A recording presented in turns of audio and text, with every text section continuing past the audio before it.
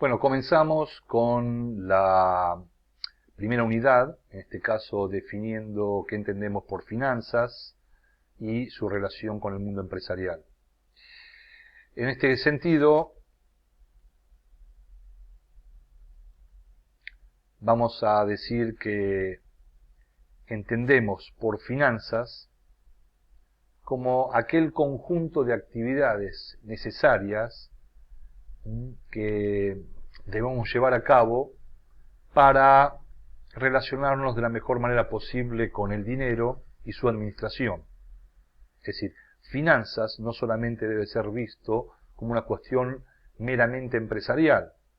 Por ese motivo existirán este concepto, esta idea de finanzas personales, finanzas o el manejo de las finanzas de una familia, la finanza obviamente en el mundo empresarial, pero también las finanzas públicas, aquellas que rigen la actividad de toda una nación. Entonces, si entendemos que la finanza es un conjunto de actividades, debemos pensar que esas actividades deben llevarnos a una adecuada administración del dinero, que es ese factor con que relacionamos al mundo de las finanzas.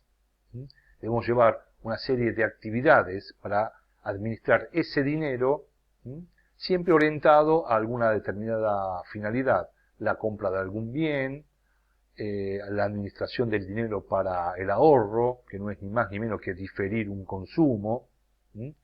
Pero bueno, básicamente la finanza es un poco eso, un conjunto de actividades, y después estudiaremos dónde se aplican, en el orden personal, en el orden familiar, en el orden público. Bueno, la materia obviamente tiene un enfoque empresarial y vamos a destinar todo nuestro estudio del mundo financiero en relación al mundo empresarial. Pero si lo queremos ampliar en un sentido mucho más amplio, las finanzas como rama de la economía, podemos decir que va a estudiar el movimiento que tienen esos recursos económicos, ese dinero, entre las personas, entre las familias, entre las empresas, las múltiples empresas y el Estado. ¿Y cuál es la finalidad de estudiar este movimiento? Bueno, estudiando el movimiento del dinero uno puede concluir a través de un indicador por excelencia que es el PBI, determinar si ese movimiento del dinero hace que nuestra economía esté en expansión o esté en recesión. Entonces, el PBI se convierte en un indicador por excelencia que va a estar de alguna manera monitoreando cómo se mueve este dinero. Cuanto más movimiento de dinero exista, cuanto más dinámica es la economía, esto se va a ver reflejado en una mayor actividad económica y por ende en un crecimiento del PBI. Por el contrario, cuando ese movimiento es lento, cuando entramos en una zona, en una etapa de recesión, vamos a ver disminuido el PBI con respecto al año anterior. Entonces las finanzas, desde el punto de vista del estudio global de cómo se mueve el dinero, nos permite conocer un indicador por excelencia que es monitorear cómo funciona nuestra economía. Por eso decimos que la finanza forma parte de una rama de la economía. Pero también las finanzas tienen la obligación de no solo administrar el dinero, sino saber en qué se va a utilizar ese dinero. En especial cuando las empresas disponen de un flujo de dinero importante, es decir, cuando tienen bastante liquidez, habrá que pensar qué se hace con esa liquidez. Porque uno de los roles que está llamado la gerencia financiera es a cuidar los recursos económicos de que dispone una empresa cuando estos están en abundancia. ¿En qué lo invertimos? En inversiones a corto plazo, a largo plazo. Lo invertimos en un proyecto propio para la organización. Lo invertimos en un proyecto de inversión por fuera de la organización.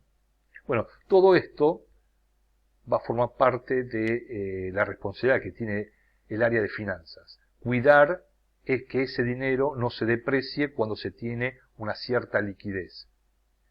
Cuando no se dispone de dinero, pensar en cómo esa empresa se va a financiar. Si a través de algún préstamo bancario, si a través de la venta de algún activo, de alguna maquinaria. Y todas estas decisiones implican, si se tratase de algún tipo de inversión, conocer cuáles son los riesgos que conlleva este tipo de inversión. Se dice que a mayor riesgo, mayor posibilidad de ganar dinero. A menor riesgo, menor posibilidad de ganar menos dinero.